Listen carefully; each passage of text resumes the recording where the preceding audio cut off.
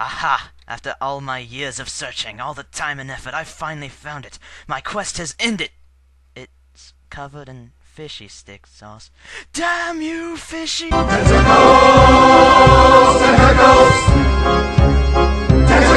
Well, that was strange, wasn't it?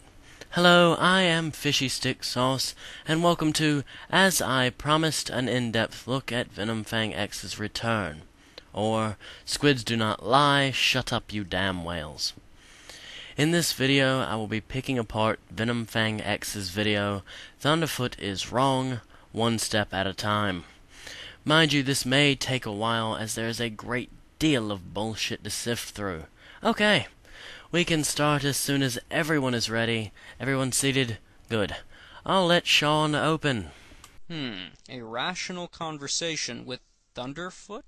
Okay, it's a novel idea, I guess. Wow, that was an interesting way to lead off there, Sean. You really are not an authority on rational behavior, though. Matter of fact, just let me show you.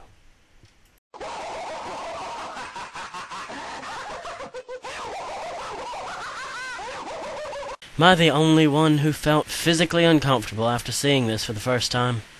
Honestly, PCS, I was under the impression you were a psychotic.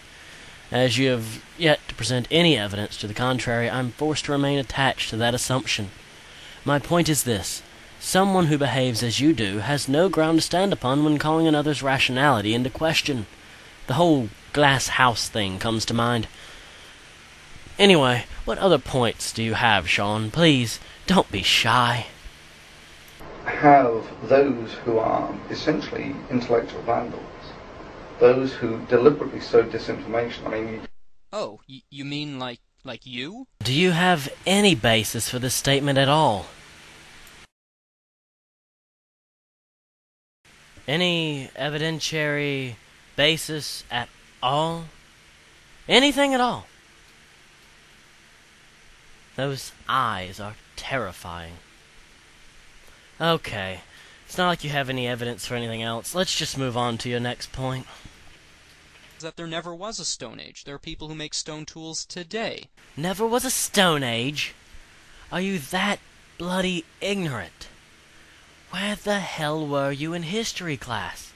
I know you're the poster boy for creationist stupidity, but sometimes, Sean, I wonder if you're actually not a vegetable.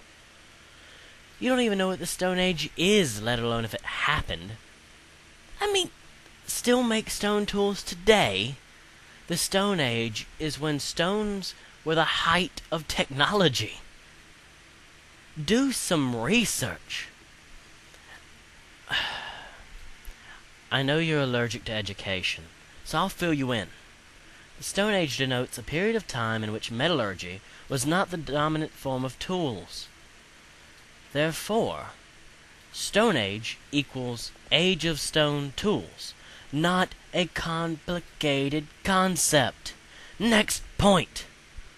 Time is the measure of changes in matter. An infinite regression states that if there was an infinite amount of changes prior to this moment, we would never have reached this moment in time, because an infinite is never ending, and if there was a never-ending amount of time before right now, since infinites cannot be traversed, we never would have reached this moment in time. This confirms what the Bible says. First verse. In the beginning, this confirms there was a beginning, God created the heavens and the earth. How do we know that? Because if time had a beginning, so did matter and space. Whatever created matter, time, and space exists without matter, time, and space, which would have the properties of God, being eternal, immaterial, and omnipresent. Without space, without matter, without time.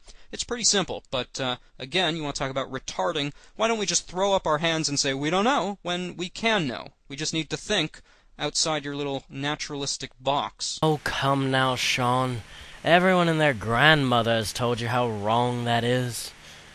My friend Fear's Edge made a video that covers this issue very well. There's a link in the sidebar if you're actually going to look. But I know you wouldn't listen if anyone explained it to you, so I'll just let Lex take care of this one. Go get him, buddy. No! Nicely said, Lex. Come on, Venom, you have to have something viable. You're making this far too easy for me. The word universe comes from two words, uni, which means singular, and verse, meaning a spoken sentence. Indeed, we do live in a universe. You see, God spoke. He said, "Let there be," and there was. Sigh.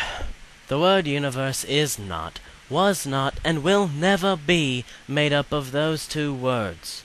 And you know this, Sean. People have told you countless times. For a detailed explanation of the etymology of the word universe, see dprjones' video on the subject. I have a link here in my sidebar.